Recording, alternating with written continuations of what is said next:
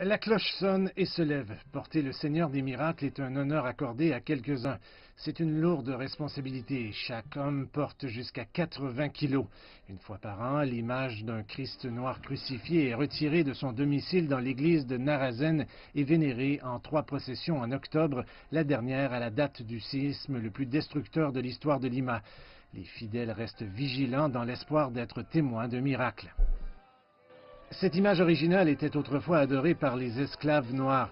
Tous les gens qui lui sont chers, les infirmes, les vieux et les jeunes, priaient pour un miracle grand et petit. Pendant des siècles, dans cette ville sujette au séisme, les habitants ont fait confiance au Seigneur des miracles et la procession commence cette année encore avec des milliers d'adeptes vêtus de pourpre pour l'un des plus grands rassemblements religieux du monde.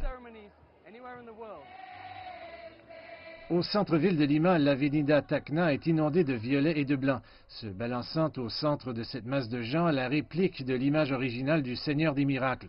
L'original de l'église a été peinte par un esclave angolais en 1651 sur un mur de briques de boue.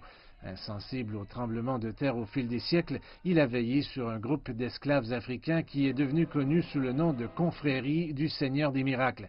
Des siècles plus tard, cette fraternité compte des milliers de membres. Danilo Veliz appartient à son 15e équipage.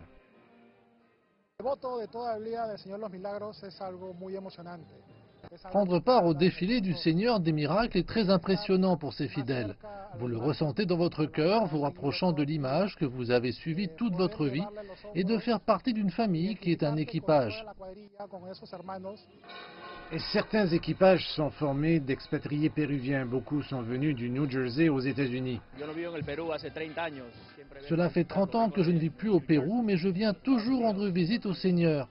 Je viens du New Jersey aux États-Unis. C'est très émouvant de partager avec le Seigneur notre foi et de lui demander de protéger notre famille et nos amis. Tout comme il y a une fraternité, il y a aussi une sororité, les Sahumadoras, ou porteuses d'encens. Certaines sont pieds nus en signe de dévotion. Cette tâche est un honneur, souvent transmis de génération en génération. Je le fais depuis près de 20 ans et depuis que je suis petite fille. Mon grand-père était porteur, mon père porteur, mes frères porteurs, mes sœurs et mes tantes portaient l'encens. Avec un tel élan de dévotion, la fraternité doit encercler la procession avec une corde pour pouvoir avancer. L'horizon de Lima est différent aujourd'hui, mais la route n'a guère changé malgré les tremblements de terre qui ont secoué la ville au fil des ans. La foi et la tradition qui animent cette procession sont aussi fortes aujourd'hui qu'il y a des centaines d'années.